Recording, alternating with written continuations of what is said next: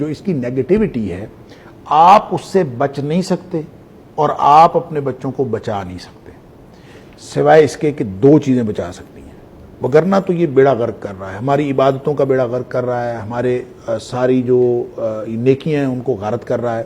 نبی کریم صلی اللہ علیہ وسلم کی ایک حدیث ہے، حضرت ثوبان رضی اللہ تعالیٰ راوی ہیں، آپ نے فرمایا کہ قیامت والے دن میری امت میں سے ایسے لوگ آئیں گے جن کو میں جانتا ہوں جن کے اعمال تہامہ کے پہاڑوں جتنے اونچے، اتنے بڑے بڑے اعمال لے کے آئیں گے۔ اللہ اکبر۔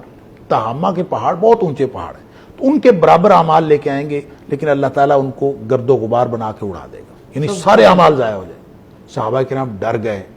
حضرت ثوبان رضی اللہ تعالیٰ راوی ہیں، وہ کہتے ہیں کہ میں نے پوچھا اللہ کے رسول صلی اللہ علیہ وسلم ان کی نشانی بتا دی، عمل بھی کیے ہیں، نمازیں ہیں، روزے ہیں، نیکیاں اتنی کہ وہ پہاڑوں جتنی پہاڑوں کے برابر، لیکن ختم ہو گئی۔ کیا وجہ ہے؟ نشانی بتا دیجئے۔ نبی پاک صلی اللہ علیہ وسلم نشانی کیا؟ ہمارے جیسے ہیں، ہماری طرح کے اعمال کرتے ہیں، ہماری طرح نمازیں پڑھتے ہیں، ہماری طرح سب کچھ کرتے ہیں، لیکن ان میں خرابی کیا ہے کہ اذا خلو بمحارم اللہ انتہکوہا، جب وہ تنہائی میں ہوتے ہیں تو اللہ کی حرمتوں کو پامال کرتے ہیں۔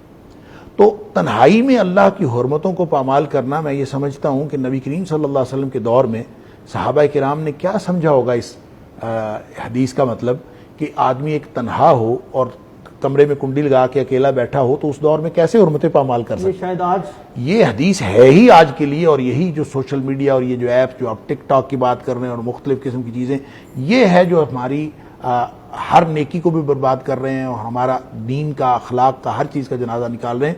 اور ان مواقع پہ جب ہم ان سارے ٹولز اور گیجٹس کے سامنے اپنے آپ کو بے بس سمجھتے ہیں، ہم کیسے بچوں کو روک سکتے ہیں؟ ہمارے پاس کوئی ٹول نہیں ہے جس سے ہم سینسر لگا سکیں۔ دو ٹول شریعت نے ہمیں دیے ہیں، اگر ہم خود بھی، ہر مسلمان، اور خاص طور پہ اپنی اولادوں کو اگر ہم بچانا چاہتے ہیں تو دو ٹول موجود ہیں۔ ایک تو نماز ہے کہ جو 5 وقت نماز پڑھتا ہے اس کے اندر طاقت ہے کہ اللہ تعالیٰ نے فرمایا کہ یہ انسان کو بے حیائی اور برائی کے کاموں سے بچاتی ہے۔